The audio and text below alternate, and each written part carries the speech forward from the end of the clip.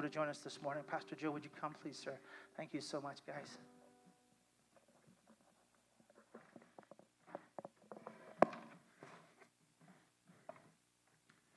Good morning, everybody. Today we're going to have fun talking together. It's something I always enjoy. I want to encourage you as we're getting everything going. The online stuff that we have, I realize some of you may be watching like on YouTube and have it onto your TV. But if you'll use your phones or whatever, you're also able to chat in all three of our different forums: Facebook Live, our Life Church CrossRoadsGO stream, and also on YouTube. We're going to have some opportunities today to share on there. So we're literally going to pause a couple times and would love for you to interact there. How often do you get to talk in church and it be okay, not get pinched or slapped? I know I grew up in church, and that was one of the ways. My parents loved me. They taught me some good habits, and talking in church wasn't one of them, but here it works, and it's actually recommended. So we're going to encourage you and invite you to share with others more than just hi and some things. So we're going to give you a couple specific things you can share in a little bit. If you want to right now, you can practice by just saying hello or good morning or anything like that. A lot of times we have a greeting time at church, so just greet somebody right now. We're going to start in about 4 or 5 seconds. We're continuing our series, No Pain, No Gain. Last week we talked about how Jesus was willing to suffer for us, that it was something he willingly did, that he welcomed suffering because he understood the gain that came from it, that he would pay the price that we could be free from sin, and that we could choose life in him. That suffering was worth it. When we think about suffering, I can tell you not so exciting, not something I'm looking forward to or welcoming in. I know when I was in high school, I was on the football team, and every morning the very first class was weightlifting class, and that comment of no pain, no gain was something that was regularly said. Coach Jacobson would always say, hey, no pain, no gain, you Nancy's, let's go. You know, like if you don't earn it, you don't get anything out of it. I don't know anybody who likes pain, though. I don't like pain. I don't like suffering. I'm sure you're the same. You don't enjoy it. Maybe you're in the minority, the very small percent who welcome and enjoy suffering. You welcome the pain. Maybe you like the pain from working out, but pain as a whole thing. Suffering is here. It's here for so many. It's been unwelcome and uninvited, but it's here. It's made our lives different, and it really brings either the best out of us or the worst out of us, but what it brings out of us is what's within us. I know we're working hard to all stay at a distance, which is tough. My sweet 9-year-old, happy birthday, Kellen. Last week was her birthday, and instead of having a big party, we had a family party because we wanted to honor what they're asking us to do, and instead of inviting all her favorite friends and family, we didn't do that. So the day before, my wife had given me a simple task. Just pop on over to Target, pick up a couple birthday things. Boy, talk about suffering. That was a huge, huge line and a huge joy for what I could help do for my daughter. But boy, life is so much different, and we're having to learn to live differently. We're going to try to make sense of suffering in this series, because we can just pretend it's not there, or we can try to understand how we would best live in the midst of suffering. Everybody knows suffering is no fun, and it's sometimes not so easy to avoid. We're going to focus on today that no matter how hard we try, sometimes suffering is just unavoidable. Sometimes you can run and move as fast as you can, but you cannot outrun suffering. Sickness, injuries, hurt feelings, all of those can happen even when we're trying to be careful, even when we're trying to do our very best. Suffering is lightning quick, and it can find us where we're at. There's people getting sick who didn't ask for or do anything, but it's finding them. people whose businesses have had to close and they're facing unemployment lines. Suffering is finding us all in some way. We're losing something somehow, some way. Our kids aren't doing graduation or going to school and seeing their friends. Maybe you're suffering, maybe your personal loss is different. But everybody's generally facing some kind of suffering right now. So how do we make sense of it? How do we understand how to live when it's upon us so that the best does come out of us? So I'd love for you to go online to one of our chat rooms. We have YouTube and Facebook Live or the CrossRoadsGo.online.church page, which is my personal favorite, honestly. There's some great features in there. Also includes the notes. You can ask for prayer on there. I would love for you to go on there today and share.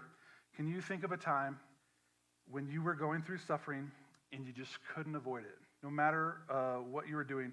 So type in your answer in there. When is a time that you faced suffering? And you could just give, a one-sentence challenge that you were facing. I want you to know you're not alone.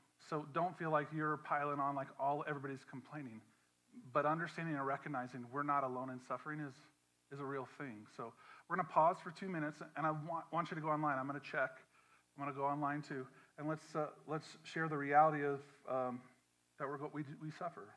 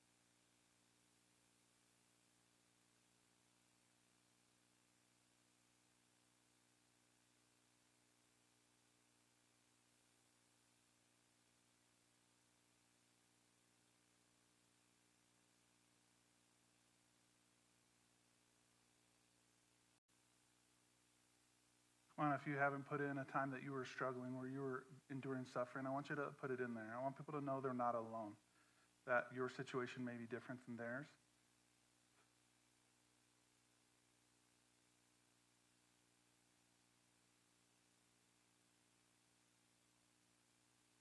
Yeah.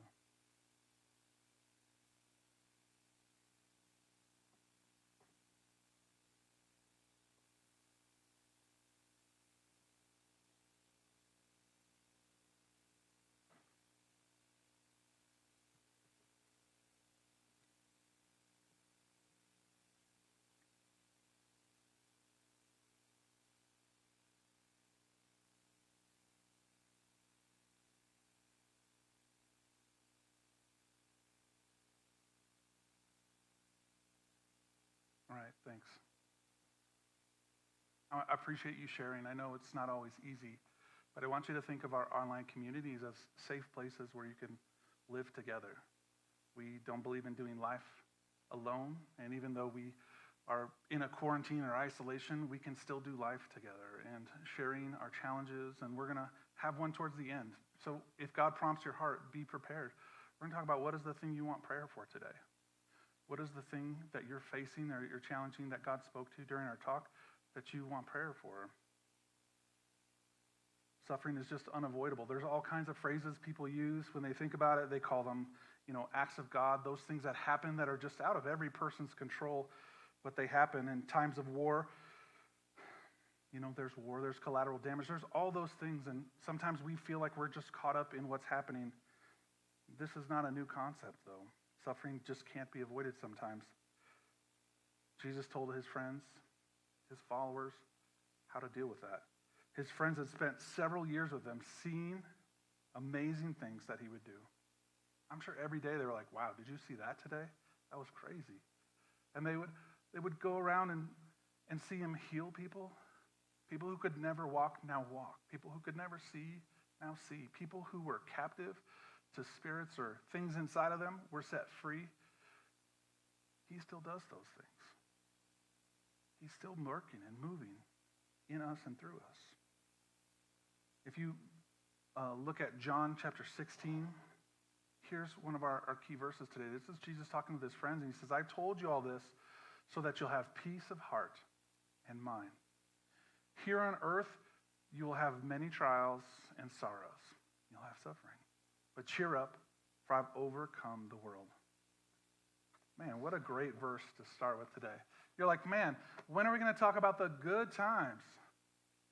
But honestly, some of us may not make it well into the good times if we're not understanding how to deal with the suffering that comes. And Jesus cared enough about it, he wanted to talk about it with his friends. He said, we better talk about this. If you guys think it's just going to all be roses, you're wrong.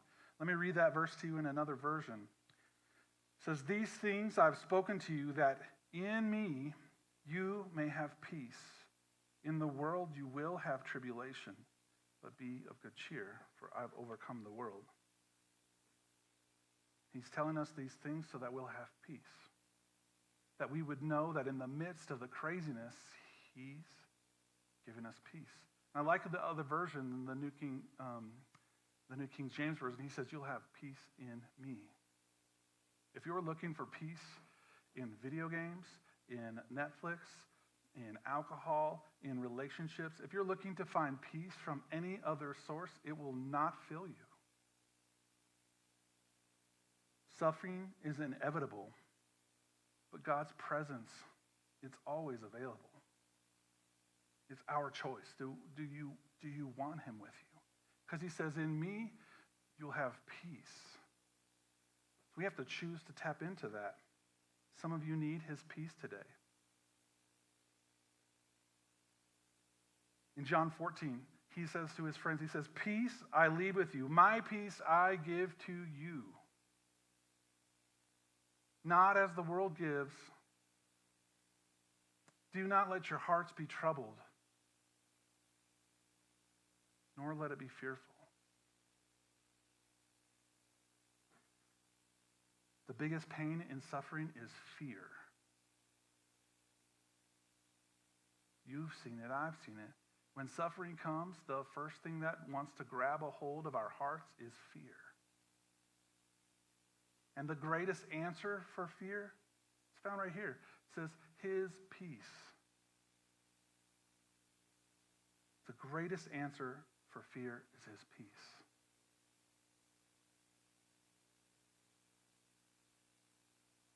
He says, you're going to have many trials and sufferings. You're going to have many trials and many sorrows. Who wants to hear that? You're like, bring on the cool Jesus. Bring on the one feeding everybody.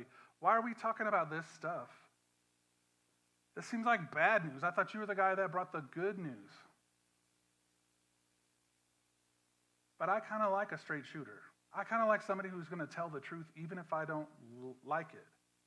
Because Jesus isn't saying it to be a bummer. He's saying, this is coming. Let's prepare. This is coming. Let's get ready. Right after he says, hey, bad days are coming, guys. He pauses and he says, but cheer up. Because that's automatically what I think about. When I think about suffering, I go, let me cheer it up a little bit. But it's connected to the second part. He says, cheer up. He says, I've overcome the world. There is no problem that you're going to face. There is no suffering that you are enduring that I cannot help you with. There is nothing that you're going to go through alone. He says he'll guide us through it. Imagine going through like a scary maze. I'm not into scary stuff. Maybe I'm just a big wimp. I don't like those scary type things. That stuff is not up my alley. But imagine going through that alone. How much scarier it is than going through with somebody you know who is strong and will protect you. I don't want to go through life alone. I don't want to go through the mazes and the challenges that we're facing by myself when I can go with him. Because he said he would go with us. In Isaiah is where he says, when you go through deep waters, how many know what deep waters is? You might try to cross the river and you're like, oh, that quickly got high. He says, when you go through deep waters, I will be with you. Another word for deep waters is big trouble, suffering. When you go through those deep waters, I will be with you. When you go through the rivers of difficulty, you will not drown. When you walk through the fire of oppression, you will not be burned up. The flames will not consume you. Those are promises. You can hold on to that. You can insert that into your pocket, put that in your bank account, and go, I can make it through this. Why? How? It says right at the beginning, he says, when you go through deep waters, I will be with you. That is one of the best promises that God gives us, that he will be with us. When suffering comes, when the waters are rising, he says, I'm with you. I'm with you. It reminds me of a story, that imagery that's there. It says, hey, when you walk through the fires of oppression, you'll not be burned up. It reminds me of a great story that you can read in the Old Testament. It's in the book of Daniel, chapter 3. It talks about 3 young men, Shadrach, Meshach, and Abednego. They were given a choice by a king who was all about me. He was all about himself. In fact, they made a gold statue for people to bow down and worship to. They said, I don't want to worship your statue. Not because they were like, I got better things to do, but they said, that's not my God. I will not worship you or your golden statue. I have a God that I worship. I know who's with me. I'm not leaving him. They were faced with a choice. He said, hey, if you're gonna try to go away, if you're gonna try to leave, if you're gonna try to do your own thing, we've got an oven for you. We're gonna turn up the heat. Here's what these young men said. These people knew who was with them. Shadrach, Meshach, and Abednego replied, O Nebuchadnezzar. These are all great names, by the way. I don't know if any of them work in Scrabble, but they're big points here. It says, we do not need to defend ourselves before you. Man, that's pretty strong saying. You're talking to the king. You're like, I don't need to defend myself to you.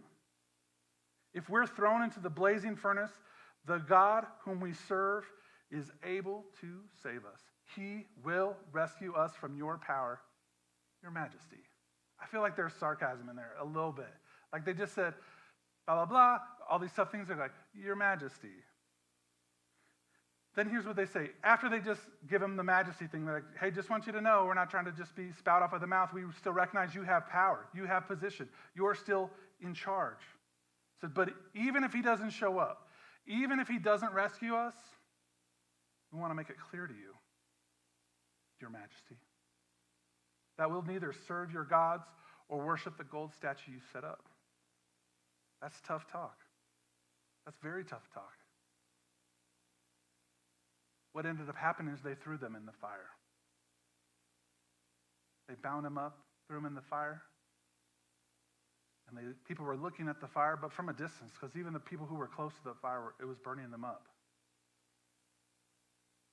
People go, man, I thought we threw 3 people in. It looks like there's 4 people in there. And the story says that God was in there with them. That the only thing that burned were the ropes that bound them. And when they walked out, it didn't even smell like burnt hair or singed at all. God walked with them through their suffering because they knew who was with them. Suffering is inevitable, but his presence, it's always available. Just call on him. Suffering, in fact, actually isn't always all that bad. While it's terrible and never good and never welcomed, God has great ways to help us grow from it and even help others by sharing our experience. You know, there's a lot of things you can learn in suffering that you can actually help and share with others. Here's what it says in Romans. It says, we can rejoice too when we run into problems and trials.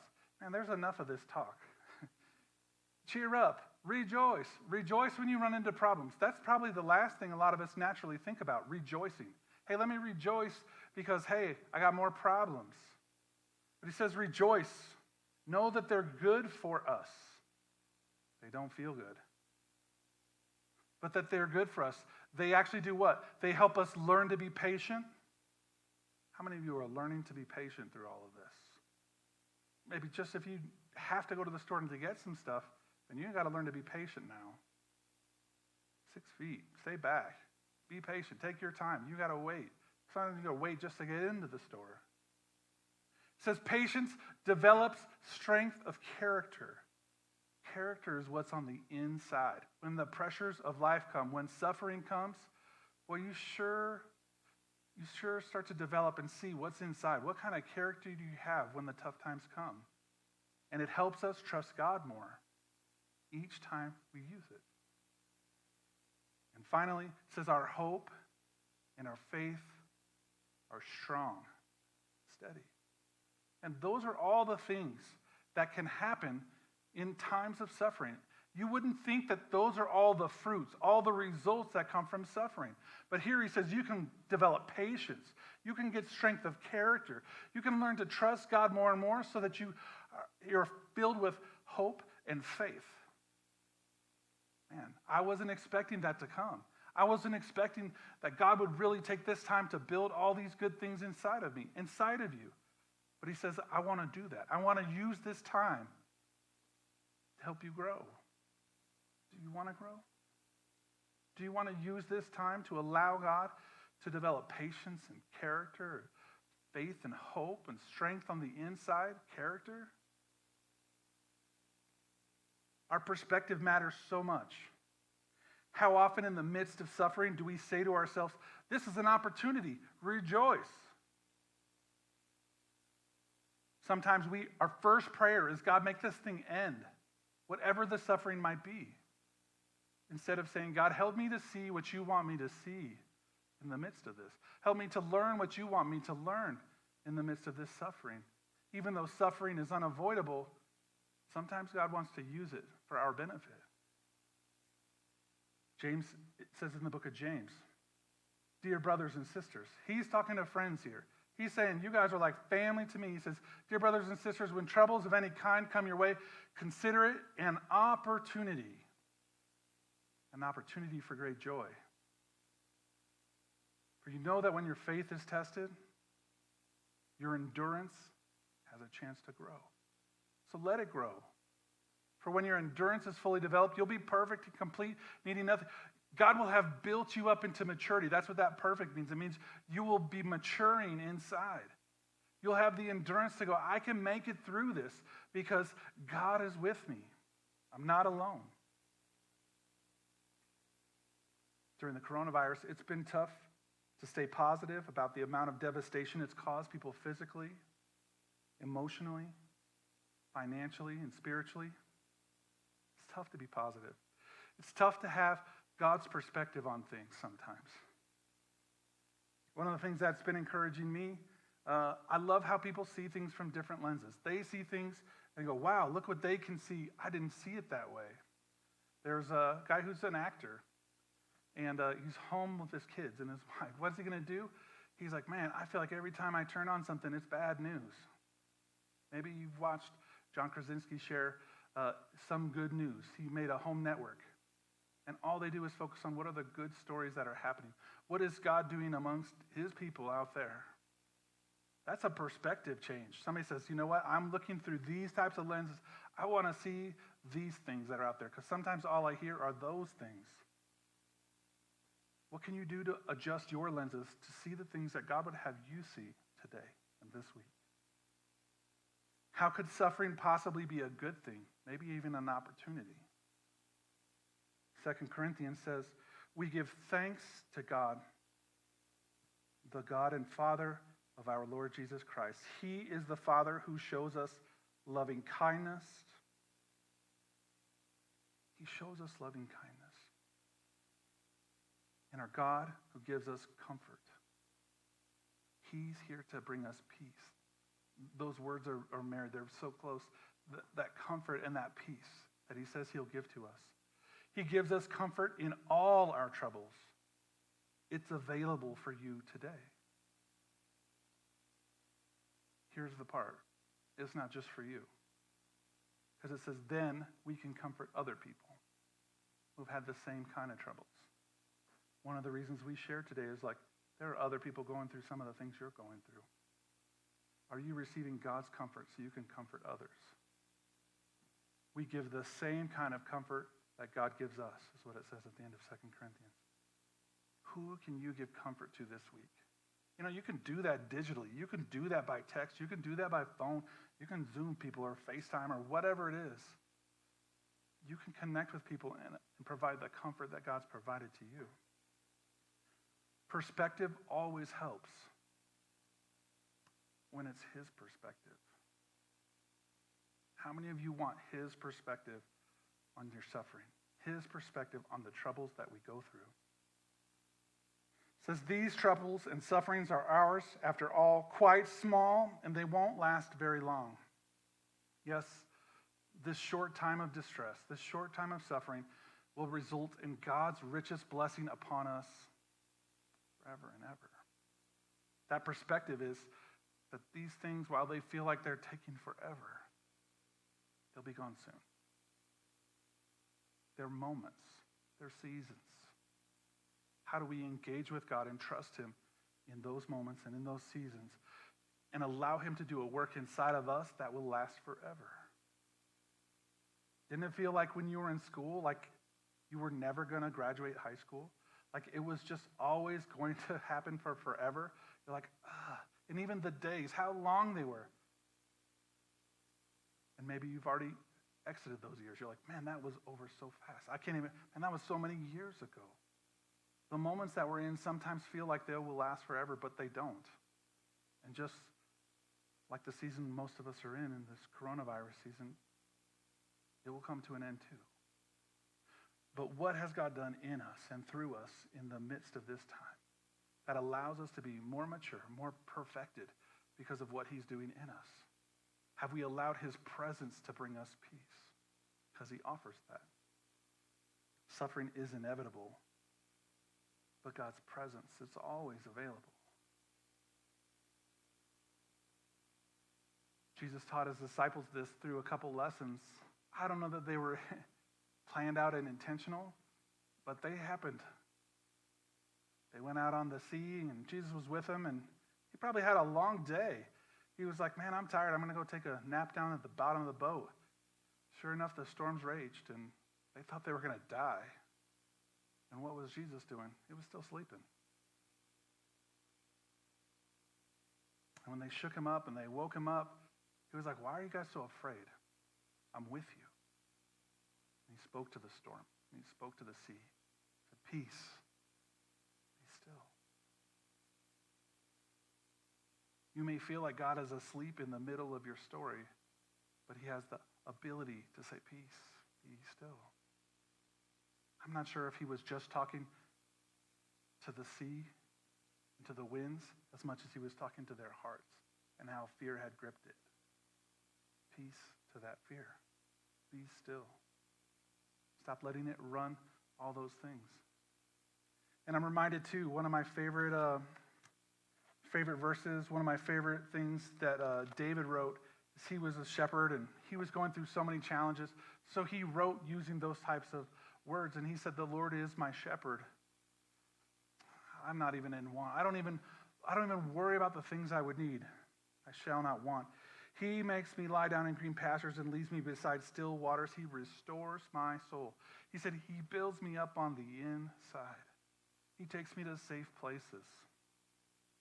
He leads me in paths of righteousness for his name's sake. That all sounds great. Until he says, until I walk through the valley of the shadow of death. But David said, I'll fear no evil.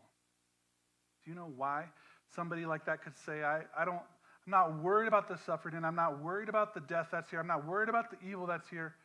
He says, because you are with me. Your rod and your staff, they comfort me. His presence brings peace and it brings comfort when you invite him and you know him intimately in your life. When you say, God, I invite you into my life. I ask you to come and bring your peace and come and overwhelm my life. I want the peace to be overwhelming, the comfort that you provide to be overwhelming, not the fear, not the frustration. We have a choice. His presence is available. The question is, do we want to invite his presence into our daily life all the time? To have more of his peace in our lives, we have to be willing to invite his presence into our daily lives. You have to say, God, come in my life today. I'm welcoming you. I'm asking you. I'm inviting you in. Because he says, I'm never leaving you and I'm never forsaking you. But some of us create no space for him. Media, all kinds of stuff here and here. And there's just really no room for him to speak into our lives. How can you do that? One of the ways you can do that is intentionally spending time with God. I probably have never had more time on my hands than now. And there are still reasons that we give excuses as to why we don't connect with God. He's like, you've got time. I would love to spend time with you. What does spending time with God look like? Maybe that's praying. Maybe that's a time where you talk to God. You ask him questions. You thank him for what he's doing in your life. You ask him for help, like we were doing this morning, praying. There's also part of prayer that comes with that where you just listen. You allow God to speak back into your life, for him to encourage you. Sometimes listening can also look like you reading the Bible, where you hear God saying things to you, promises to you, like, I'm always going to be there with you, and my peace will help you get through it. When the waters rise, don't worry, I'll be there. Maybe it's letting the noise that's going on be drowned out and be focused on something that builds you up. Maybe it's allowing your home to be filled with some worship music, something that puts God at the place that he deserves, the highest place, that worships him for who he is and what he's done in your life. Those are a couple things that I do in my life. I don't think it has to be weird even. I think it has to be relational. It's not weird when I spend time with my wife and when we talk and when we connect. That's not weird. And God is so personal to me. It's not weird when we talk. And it's not weird when I sing and I'm thankful for him. It's not weird when I read a story about his goodness and I'm reminded that in my life he is good as well. And he will always be good. To have more of his presence in our lives, we also need to be willing to connect with people. Because as God loves us, we're supposed to love others. That comfort that I give to you is to give to these who are going through these same things. We're supposed to have an input and an output. So I want to encourage you. There's lots of different ways to do that. I recognize that right now we need to do that from a distance for safety reasons as we're being asked to. But you can do that. Sometimes that's just practicing by being transparent and authentic with people. Sharing your real life with some people who are trusted. When somebody says how you're doing, be open enough to say, I'm really struggling. I'm really worried about these things. I'm not sure what to do. And they can join with you and pray that God would give you peace. And that he would give you guidance and direction and provision, all the things you may be asking for. Sometimes what you may need to do is just ask somebody for help. One of our friends says, shoot up a flare. You need to let you know, raise your hand, say something, help, I'm in trouble. Maybe I would really want to encourage you this week, join a life group. If you go to the CrossRoadsGO.org page, you'll see that there's a thing, life groups. You can go on there and register for any of the life groups. You can register for all the life groups. We put registrations on there so that we're not necessarily throwing out those links for the whole world to jump on, so there's not any issues with somebody bombing onto the video, but that everybody who wants to be is getting included properly, and we'll send you a link after you've registered. I think that the ability to connect with people and share life together is what helps us make it through suffering. That we're not made to do it alone. And he says, I'll be with you.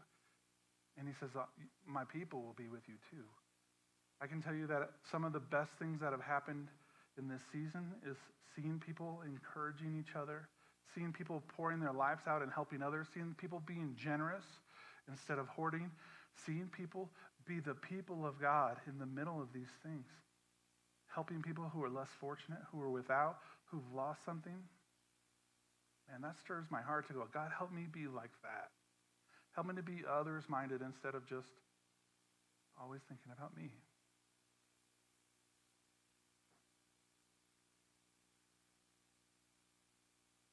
Would you go online now onto one of our forums? Would you share something with somebody else, with the group, as long as it can be publicly shared and you feel comfortable with that? We also have on our Crossroads Go site, not the Facebook one or YouTube, where you can request private prayer opportunities, or you can do that on one of our links from our webpage as well. But please go online and share a prayer need that you may have so people can be praying with you this week. Be honest, they're there. What suffering are you going through? Do you have financial challenges right now? It's okay to say, I need God to provide. If you're struggling physically, or you have people in your family struggling physically, it doesn't have to be corona related. If you're struggling with physical illness, we believe that God is our healer and that he will come to heal you. I don't know how he does those things because he's God. I'm not. But I have faith to believe that he's done it before, and he says he'll do it again. He's the same yesterday, today, and forever. He loves you. Maybe you're struggling with relationships, and you need God's peace, and you need his wisdom on the best way to proceed. The things that you should say, the things you shouldn't say. You know what it is that you're really struggling, and I believe that as we've been talking this morning, God's made it evident what the thing is that you've really been facing. Would you go ahead and share for a minute? I'm just going to give a couple minutes, and then we're going to close in prayer.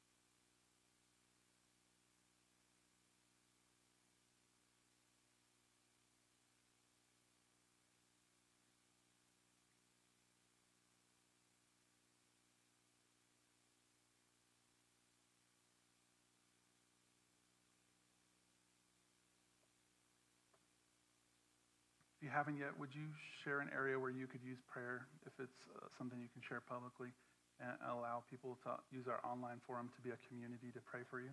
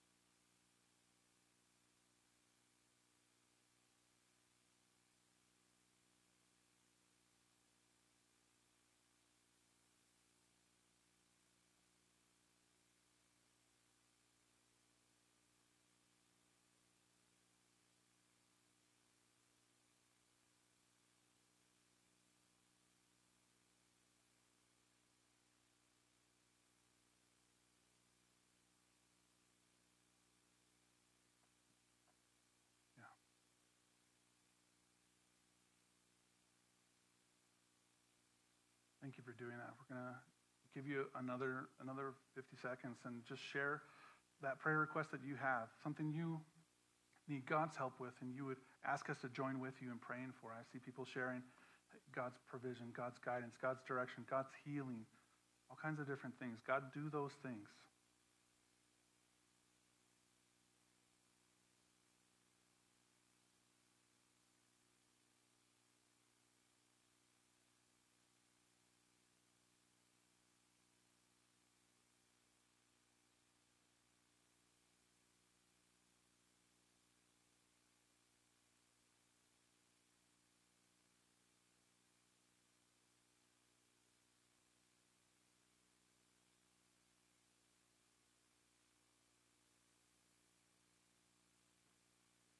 God, I thank you so much for your amazing love, that it's unending and never changing. That when we face suffering, you say, take heart, don't worry, have joy, because I will be with you, and I will give you peace. Would you receive that blessing this morning to know you don't have to go through this alone? That Jesus offers us his peace through his presence. God, would you help us this week to connect to you personally? Maybe that's through prayer. Maybe that's through music. Maybe that's through reading. There may be some who are watching today who've never invited his presence into their life, and they've never experienced his peace in their life. I want to encourage you, use our chat and say, hey, I want Jesus to come in my life. I want to raise my hand. I want to say, Jesus, I need you. I've been going through this journey. The water is rising, and I want to not go alone. I want to have your peace, and I want to know you. I receive the forgiveness that you offer, that you bore my sin, bore my shame on the cross so that I could be free from all of that. That's life-changing. Do that. It doesn't matter what state you're in, where you're at, where you're watching from, that his good news is that you don't have to earn it. It's his gift. You don't have to be good enough. You don't have to have a good enough track record for long enough. He loves you. And you can receive that gift freely. You can share that gift, that good news with others. God, would you give comfort? Would you give peace to everybody today? Would they know that during suffering, your presence is available, and they would receive it and walk freely with it? Thank you. Stay there, Pastor Joe, would you? Pastor, I just love the fact that you've asked people to send. If you look at your phone, we sent you a text message, 3 of the most specific things that people are asking for. I think it'd be really appropriate if you were to pray specifically for them as people are kind of hearing your heart. And thank you for the request of asking people to share kind of what's on their heart and what the hardest challenge for them is. I'd love the fact that if you would pray for those 3 specific things, Pastor, I think that would be really appropriate to respond to the people that you've asked to interact with us. Yeah. I'm not sure I saw the 3 things on a text, but I'm happy to pray for those. What I saw in the glimpse that I picked up was that people were praying for his provision, for healing, and then for the emotional stuff we go through, like depression. When we go through suffering, it affects all of us in different ways, including emotionally. And God, I thank you that you are big enough and that your peace is great enough for every one of us, just the way that we are, and that you can help us combat the feelings that we feel, the depression that we feel, the things that sometimes grab a hold of us so tightly. Oftentimes it's because of fear and other things. God, I pray that you would help us to choose you and your presence and the peace and comfort that you provide. God, I know that there are things in our physical bodies that allow for things like depression as well. God, I pray for healing related to those things, that if it's a chemical imbalance, God, that you are bigger than that too. But the things that we face, God, those people who are asking for big healing things that they've been praying for a while, God, I pray that those things would happen. We don't know the where, the when, the how, the why, but we know that you are God and that you do those things, and we ask you to. God, we pray that you would provide for people, God, richly, God, that you would bring provision for them, for their families, God, help cover their needs, God, and that they would learn to you, to trust you in those moments, God. Amen. Thank you for joining us this week. We look forward to joining you guys online this week in our life groups. You can find those on our website, CrossRoadsGO.org, and you can register for them. We're going to actually take some of the notes related to today's message. There's some discussion questions on there and discuss in a lot of those groups so that we can continue to apply what God's saying to us. So we love you. We thank you very much. Asking for God's presence in your life this week, and we'll see you again soon.